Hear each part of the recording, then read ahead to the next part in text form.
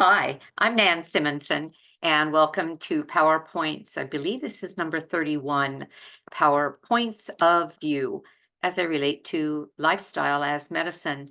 And one of the pillars of lifestyle medicine is food. And the food that the College of Lifestyle Medicine recommends is whole food, plant-based. I'm going to turn this light out because there. Now I don't have a big shiny place on me.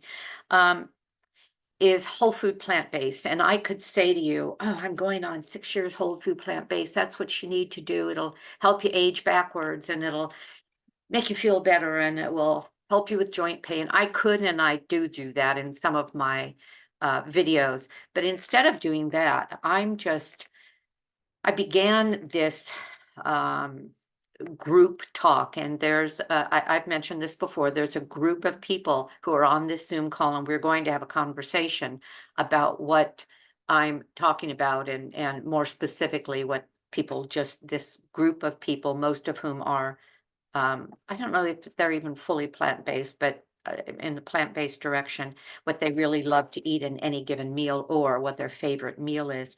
But what I want to do is go to my initial thought, which was we could love whole food plant-based eating, even one meal at a time. We can look at our favorite meal that would be plant-based. For some, it would be oatmeal and raisins and berries and some nuts and a nice solid plant milk like soy, which has all the protein and it's got the calcium that cow's milk has. So there's nothing missing there.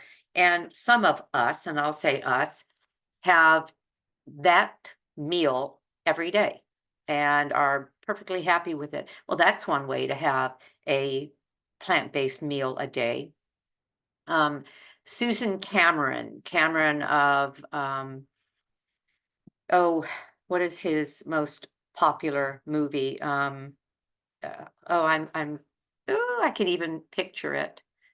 Oh, well, never mind. Susie Cameron wrote a book, Meatless Mondays or something like that. She was promoting what it could do to the planet, for the planet, if James Cameron, and it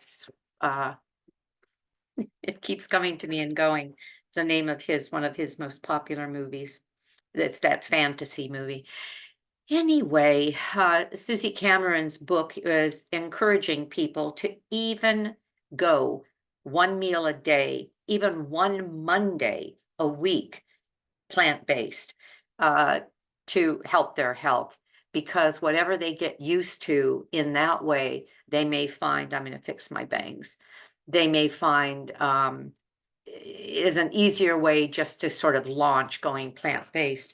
Well, what I have just done with a group at a senior home is to show them options, 7 recipes for breakfast, 7 recipes for lunch, and I did a cooking demo. So each week was a different meal.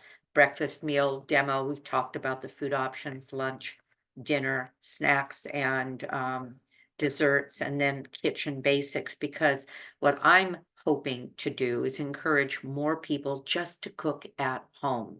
So it's sort of a two-parter. Stay away from, when you can, animal products as much as you can. The other is stay away from processed food. So back to the whole point here is, if we could just choose what we could eat any given day, how about a huge salad for lunch? A huge salad for lunch would be great, with vegetables and maybe some fruit and maybe some nuts and maybe a bean or a lentil or quinoa and black rice and a great dressing. I have a dressing that I'm going to be putting on my YouTube channel, because I'm going to video it after I finish this, that has silken tofu in as one of the ingredients. So in other words, the salad dressing with no added oil and no oil in it is a source of protein. So that salad could be a great meal option. The dinners could be a terrific soup, like a chili. Lots of people love bean chilies. Well, that's a plant-based protein meal. But there's more to all of this. there are ways that we could look at meals and even at plant-based eating to, I'll say, be not only enamored of it, but to see it as a wise direction. So again, when we talk plant-based, whole food plant-based, we're talking about reducing animal product, we're talking about reducing or eliminating processed foods. And what are some of the ways to make that work? Well, what about considering variety? A whole food plant-based diet is incredibly diverse. We can have so much fun exploring vegetables and grains, fruits, legumes, seeds, and nuts, and trying them in different combinations. Each have unique flavors, they have unique textures, and they can make a meal exciting and varied. Some people would say, well, we can do that with meat products. There are some really basic flavors when you're grilling or boiling a meat. There's a certain texture that becomes ubiquitous. Well, with plants, you're looking at hundreds and in many cases thousands of different options. What we find easily in the store stays in the hundreds or in the dozens. But again, we could be adventurous, experiment with different herbs and spices and cooking techniques. You can create a wide range of flavors from around the world instead of relying on processed foods to give you a flavor hit.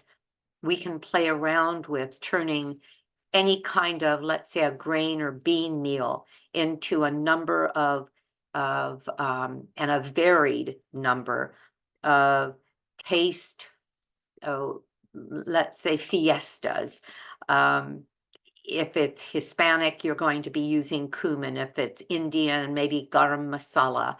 If it's Turkish, maybe za'atar. So you have a lot that you can do just playing around with flavoring. You can stay committed to the health benefits. When you know, and you can know this simply by paying attention to the research, things like the Adventist Health Study, the Harvard Nurses Study, the Oxford EPIC Study. Those are respected studies that come to the conclusion that a primarily plant-based diet is the healthiest that you can have, and one that can help you avoid chronic diseases. 70 to 80% of the chronic disease in our country and around the world is lifestyle related. We're talking about something that's lifestyle here, and it's the food. If we emphasize the positive impact on our health of a whole food plant-based diet, and many people do experience improvements in weight, energy levels, overall well-being, if we can focus on that, it makes it, for some of us, especially easy to look at one kind of a food and know that's going to raise my blood pressure if it's salty and greasy. That's going to raise my cholesterol. That's going to be harder to digest. That's going to put on weight because it's calorically dense. If you look at the food and you see in your mind's eye what it can do for your body, that can make the decision easier. You can plan out your meals ahead, and that makes whole food plant-based cooking easier. Batch cooking, we've talked about this before, and meal prepping on the weekends is one of the easiest things that we can do.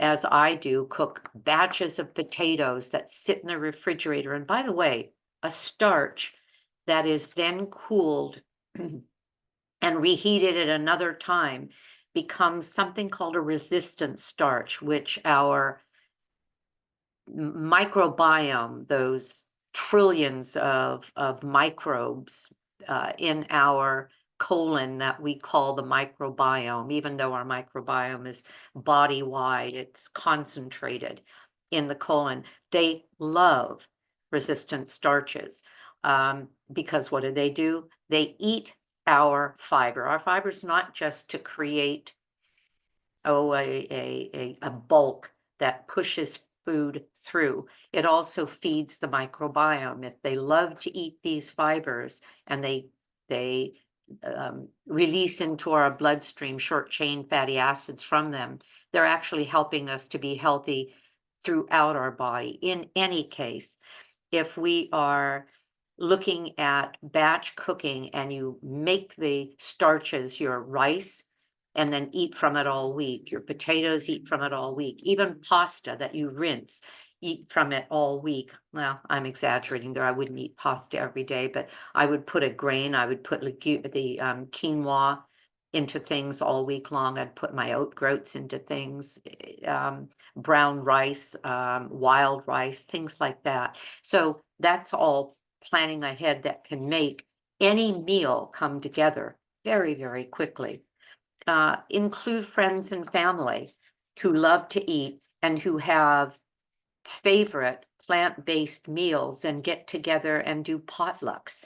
That makes what we're eating that much more fun. Becoming and staying educated, always taking the time to listen to the podcasts, to watch what the people who are entrenched in this kind of a lifestyle are doing and making. Read the blogs, read the books, watch the documentaries, attend the workshops. It helps us see it less as something put upon us and more of something that we're striving for. And that is for a life of, I'll say, greater ease when physiologically we're stronger and healthier. And what we eat makes a huge difference with that. Embrace your favorites. And this is what we're going to talk about as soon as we get off. And if you'd like to be part of our group, our PowerPoints group, we meet on, what is today, Tuesday, 1:30 Pacific time. And you can jump on for an hour. Sometimes we go a little over. And we always have a conversation after I finish this part of it that I then put up on Facebook. So embrace your favorites. We're going to talk about that afterwards, what favorites people have. But there's nothing wrong with making something and making it once a week. We do that conventionally. As a matter of fact, some people make the same thing every couple of days and repeat that as a meal. Have the favorites that are easy to make, that the family loves, and do them again and again without having to think too much about it. Let self-care be your superpower. Try viewing cooking as self-care. And if while you're cooking, you're thinking that you are doing not only the family a favor, but you're loving yourself by making this meal instead of picking up something from that was brought to you by DoorDash, something that you know has healthy ingredients in it. Doing something like that helps make the effort something that's enjoyable rather than resented. And then join a community, connect with others who are like-minded, like our PowerPointers. Oh, and if you're interested, just write me at at Aging Powerfully with Nan. I'll remind you, because I didn't mention it, that I'm the author of Aging Powerfully. So Aging Powerfully with Nan at gmail.com. And I'll send you the link that you can sign up and be part of the group. I think that's all I have to say today. Consider whole food, plant-based, even if it's one meal at a time, even if it's one meal a week, anything to start introducing to your body the foods that will love you back. And when you fall in love with them and they love you back, you've got a winning combination. I hope you have a great day. I know I'm going to, and I want to thank you for joining me. Bye-bye.